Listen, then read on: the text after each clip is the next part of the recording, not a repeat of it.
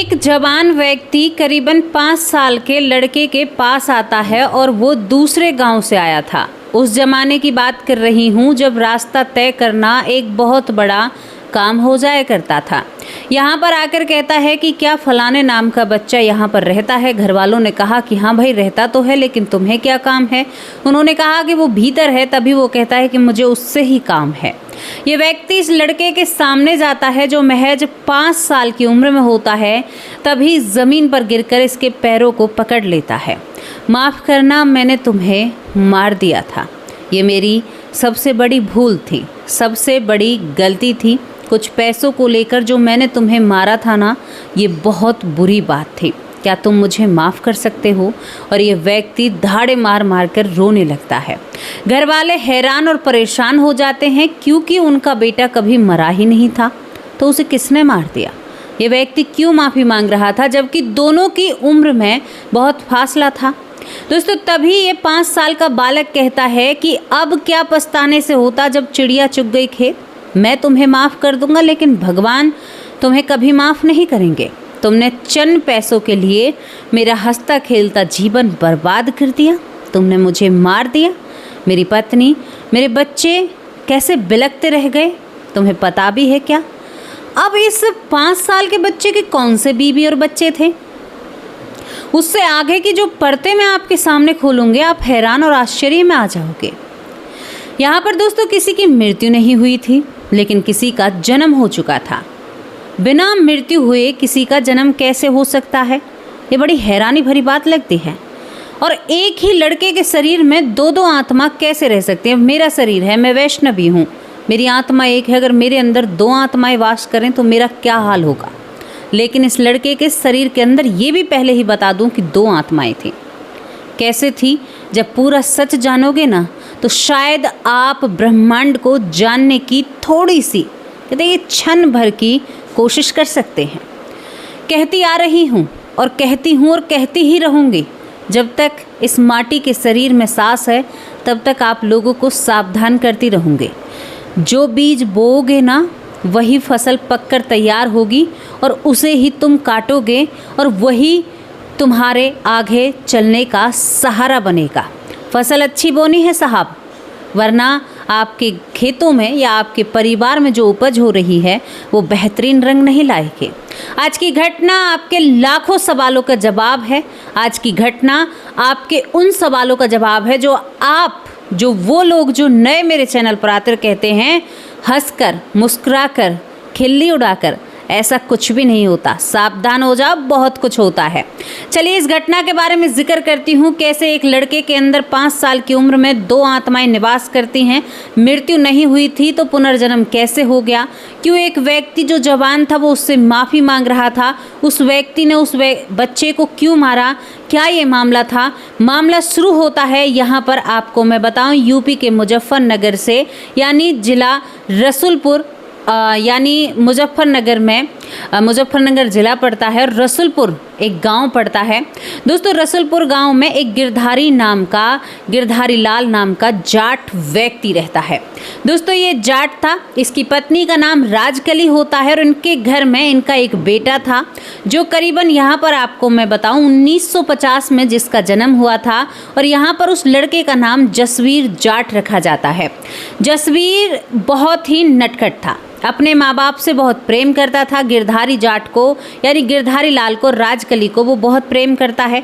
इसका एक भाई भी होता है और जसवीर बहुत ही लाडला था।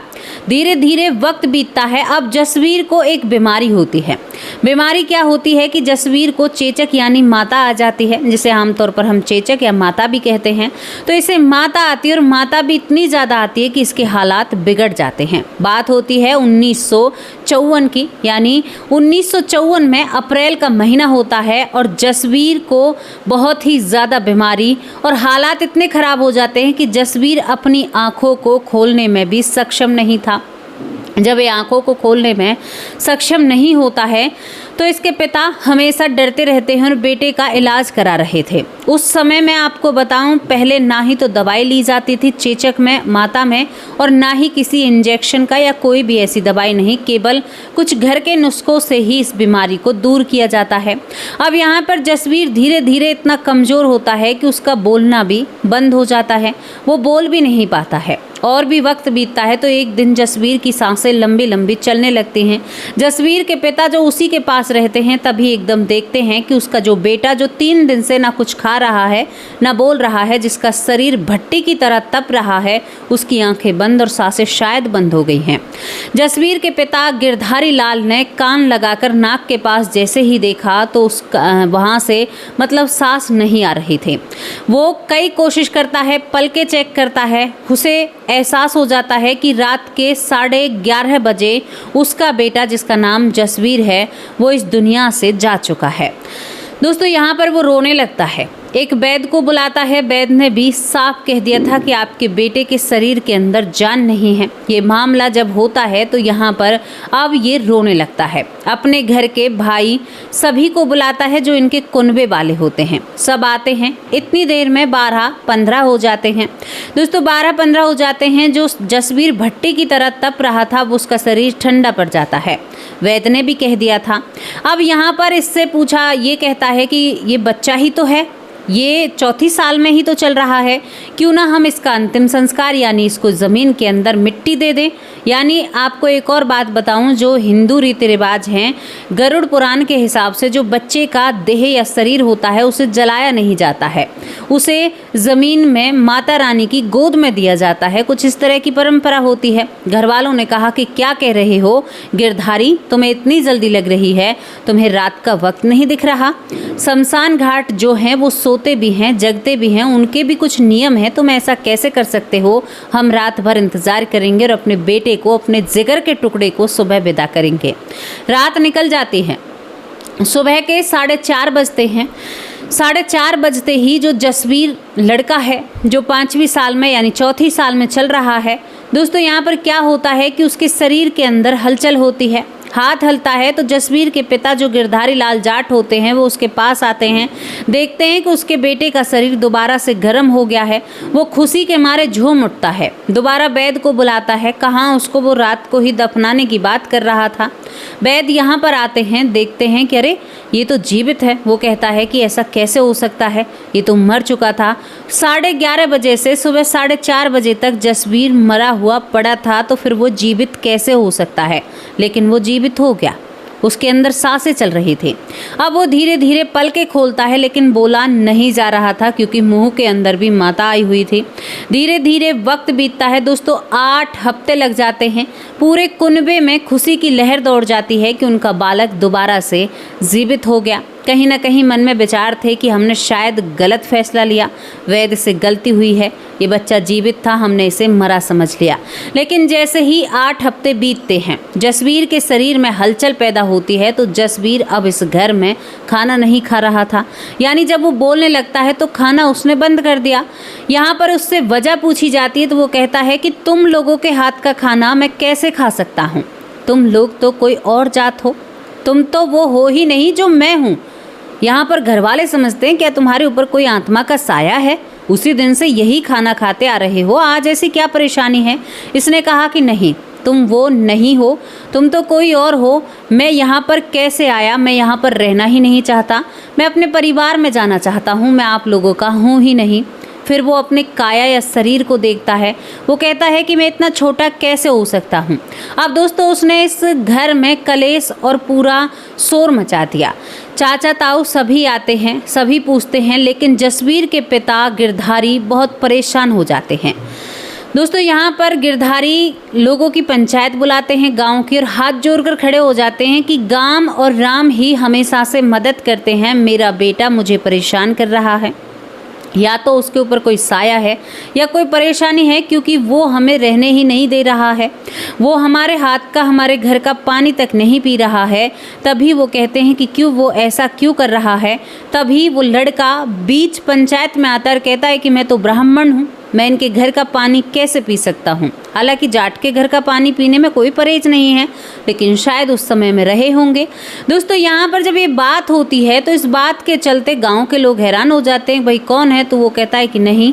अब गांव के लोगों ने एक समाधान निकाला, कहा कि ये बच्चा है, बालक है, इसकी बातों पर अगर हम विपरीत थोड़ा सा रुझान देंगे तो बात बिगड़ सकती है। अभी बीमारी से उठा है, तभी एक महिला को जिम्मेदारी दी जाती है जो पंडित की घरवाली होती है कि भाई एक काम करना, हमारे बच्चे के लिए खाना बना सकती हो। उसने बहुत नरम दिल थी, उसने कहा ठीक है मैं खाना बना दूंगी।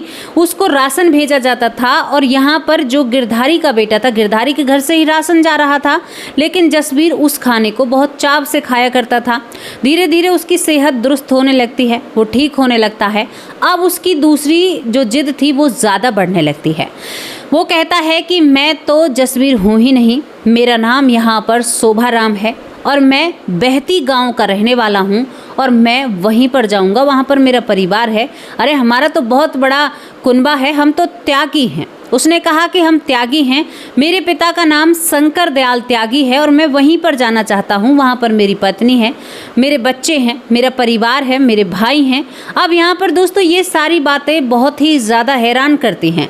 अब तक माँ बाप को लग रहा था कि केवल खाने का मामला है, लेकिन अब तो ये कहने लगा था कि मैं यहाँ का हूँ ही नहीं। और गाँव वो था जहाँ कच्चा रास्ता, शायद जंगल भी पड़ता है, वहाँ जाना इतना आसान नहीं था। दोस्तों यहाँ पर ये सारी बातें होती हैं, लेकिन जसवीर ने जिद कर ली थी, मुझे वहाँ पर जाना है, मेरे साथ तो बहुत अन्याय हुआ है। दोस्तों यहाँ पर यही सारी बातें चलती हैं। ये लड़का धीरे धीरे बड़ा होने लगता है, लेकिन अब इस लड़के ने खाना छोड़ दिया। बात थी कि खाना छोड़ दिया तो पहले ही बीमारी से बहुत ज़्यादा कमज़ोर हो चुका था, बड़ी समस्या आन पड़ती है। खाना छोड़ने के बाद शरीर और भी कमज़ोर होता है। अब यहाँ पर एक चीज़ बहुत ही ज़्यादा जो इत्तेफाक से होती है, एक महिला होती है जिसका नाम श्यामो होता है। वो दरअसल यहाँ पर जो ये रसुलपुर गाँव है इसकी बेटी थी और बहती गाँव में इसकी शादी हुई थी। दोस्तों ये करीबन 2 या 4 साल में एक बार अपने गाँव आया करती थी। क्यों? क्योंकि ससुराल यानी जो रसुलपुर गांव है इसमें इसका कोई भी नहीं रहा था, केवल एक सगा संबंधी रहा था। पूरा परिवार इस दुनिया से जा चुका था, तो इसका भी अपने मायके में आने का ज़्यादा मन नहीं रहता है। तभी यहाँ पर श्यामो इस गांव में आती है जो रसुलपुर गांव होता है, और इस पर नज़र इस जसवीर जाट की पड़ती है जो बालक था। एकदम से श्यामो को देखकर कहता है कि ताई तुम यहाँ पर क्या कर रही हो? तभी श्यामो पीछे मुड़कर देखती है और कहती है कि अरे तू तो फलाने का है, गिरधारी के, मुझे ताई क्यों कह रहा है? मैं तेरी भूआ लगती हूँ, मैं इस गांव की बेटी हूँ, तो मुझे ताई कैसे कह सकता है? वो उसके कान को पकड़ लेती है। तभी यहाँ पर जसवीर जो होता है कान को छुड़ाते हुए कहता है, अरे ताई मुझे नहीं पता था तू इतनी बदल गई है, तू तो बच्चों से बहुत प्रेम करती है। क्या तू शोभाराम को भूल चुकी है, शोभाराम त्यागी को? अब यहाँ पर जो ताई श्यामो होती है वो एकदम हैरान हो जाती है कि भाई तुम कैसे जानते हो उसे? वो तो जब कहता है वो एकदम से कि वो इस दुनिया में नहीं रहा है, वो तो मर चुका है, उसकी मृत्यु हो चुकी है। ये महिला थोड़ी सी हैरान हो जाती है।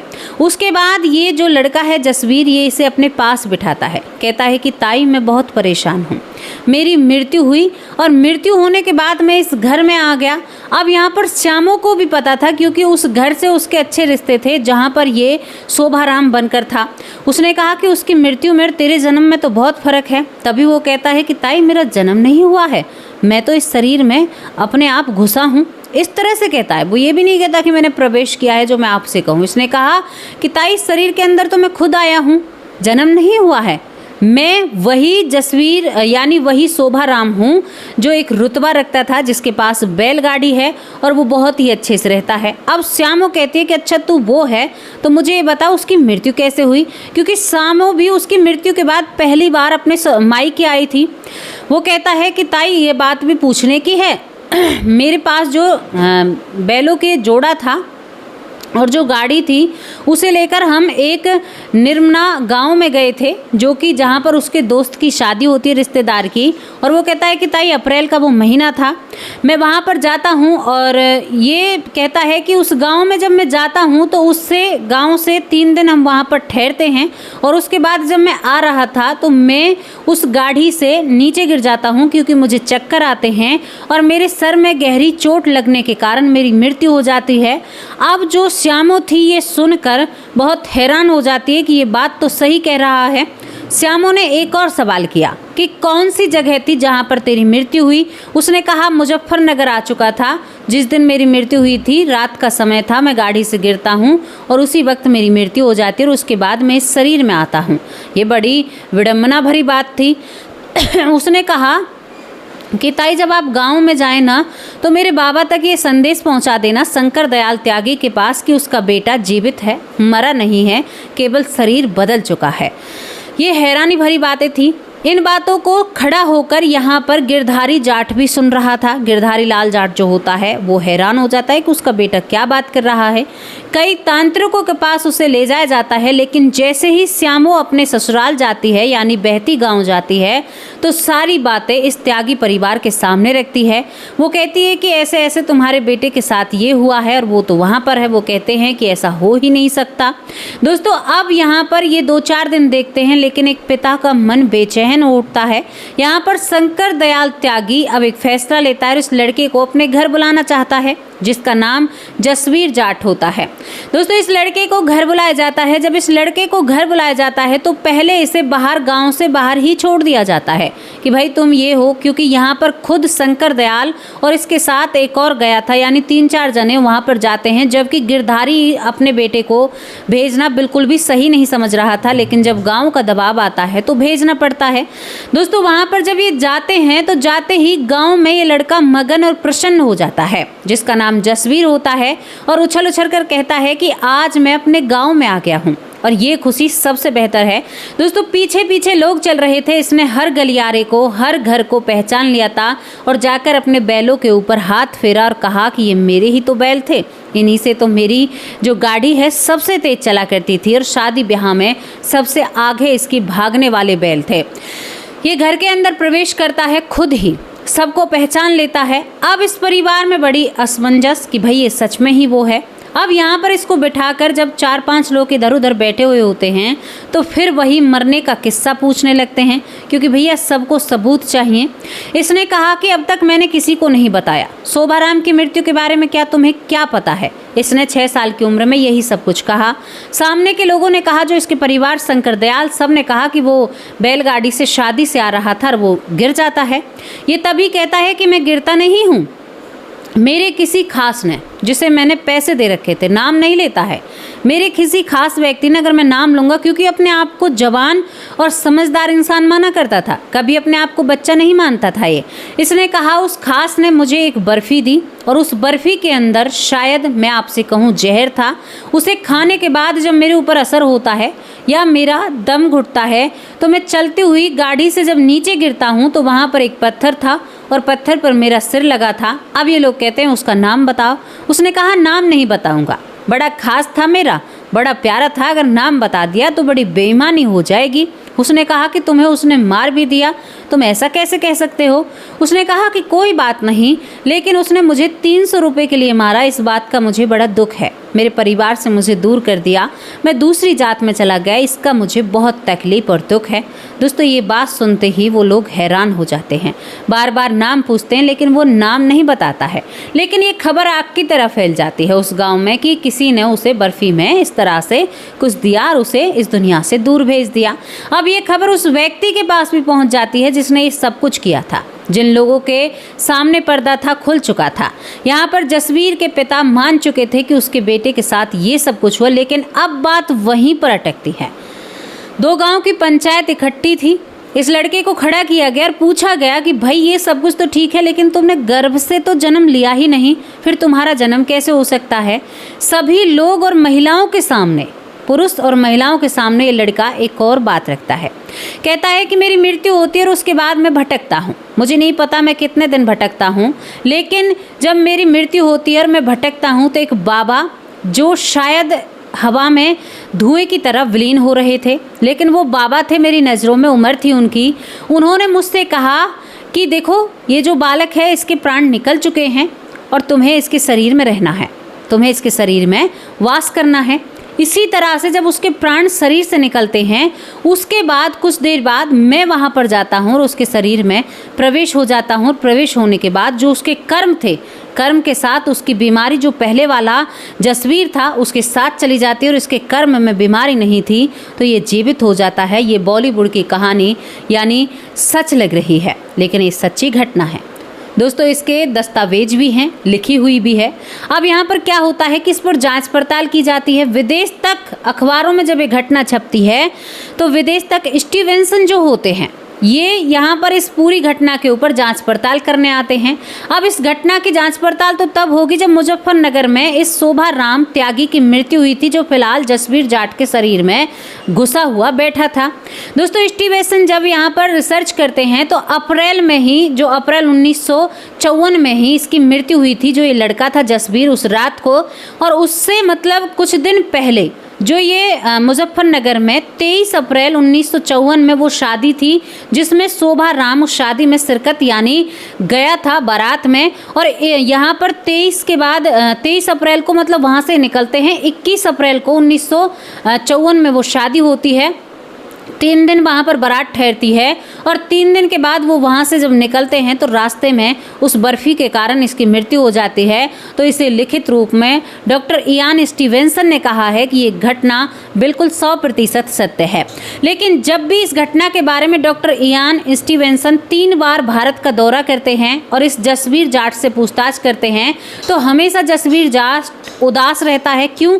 क्योंकि उसके बाबा गिरधारी जाट उसे मिलने नहीं देते हैं। राजकली भी कहती है कि नहीं, तुम उस परिवार में खो जाओगे। और इसकी जो पत्नी थी पिछले जन्म की, उससे भी उसे नहीं मिलने दिया जाता है। लेकिन जैसे ही बड़ा होता है, 10वीं क्लास तक पढ़ाई करता है, अपने बाबा का हाथ बटाता है, तो कहीं ना कहीं गिरधारी को भी समझ में आ जाता है वो उसका मिलना जुलना यानी रोकता नहीं है। और ये अपने उस परिवार से, जो शोभा राम का परिवार था, शंकर दयाल त्यागी, यहाँ पर वो बहुत अच्छे से रहने लगता है और कई महीनों तक रहकर उनकी खेती बाड़ी में मदद करता है। जब इसके बेटे की शादी होती है तो वहाँ पर भी एक बात इस जसवीर यानी शोभा राम जसवीर उर्फ इससे पूछी जाती है और इसके बेटे की शादी धूमधाम से की जाती है। इसके बाद जब डॉक्टर इयान स्टीवेंसन 1964 या 61 में इससे मिलते हैं तो ये बताता है कि अब मैं बहुत खुश हूँ दोनों ही जीवनों से। हालांकि मैं कभी भी इस दूरी को नहीं मिटा सकता कि मैं एक तरफ ब्राह्मण था और दूसरी तरफ मैं जाट बन जाता हूँ, लेकिन अब दोनों परिवार में समझौता और प्यार, एकता डॉक्टर इयान स्टीवेंसन को दिखती है। वो इन सारी चीज़ों को छोड़कर इस कहानी को बहुत खुशनसीबी का नाम देते हैं। कहते हैं कि ऐसा बहुत कम देखने को मिलता है। इसे कहते हैं परकाया प्रवेश। दोस्तों यहाँ पर बिना जन्म हुए ही आप दूसरे शरीर में प्रवेश कर जाते हैं, जैसे कोई भूत प्रवेश करता है, इस तरह से इसको परकाया प्रवेश कहते हैं। हालांकि कुछ लोग ढोंग करते हैं जिन्हें भूत प्रेत का साया उनके ऊपर होता है या आत्मा प्रवेश करती है, लेकिन कुछ केस उनमें सच भी होते हैं जिनके शरीर में आत्मा प्रवेश करती हैं और लेकिन वो दूसरी आत्मा से लड़ नहीं पाती है। जब शरीर बेजान होता है तो उसके अंदर दूसरी आत्मा प्रवेश कर सकती है। ये प्रकृति का नियम है, गरुड़ पुराण में लिखा है और साइंस भी इसे मानती है। तो आप इस पर क्या कहना चाहते हैं? अपनी राय लिखकर ज़रूर भेजना। दोस्तों ये स्टोरी कैसी लगी इसके बारे में भी राय लिखना। लेकिन जब एक खबर उस व्यक्ति के कानों में पड़ती है कि भैया मैंने बर्फी में जो कुछ किया था, तो वो व्यक्ति यहाँ पर आता है और आकर इस लड़के के, जिसका नाम जसवीर, छोटी उम्र में ही, बड़ा होने की बातें मैंने आपको बता दी, छोटी उम्र में ही उसके पैर पकड़ लेता और कहता है कि मेरे बच्चे हैं, अगर ऐसा कुछ हुआ तो पंचायत मुझे सज़ा देगी। तो किसी को भी उस व्यक्ति का नाम नहीं बताया गया था, लेकिन ये क्लियर कर दिया था कि किसी ने उसे जहर दिया था। क्या कहोगे इस घटना के बारे में? अपनी राय लिखकर कमेंट बॉक्स में ज़रूर भेजना। आपके कमेंट का इंतजार करूंगी। कल फिर हाजिर होंगे एक सच्ची और अच्छी स्टोरी के साथ। तब तक के लिए नमस्कार, जय हिंद, जय भारत।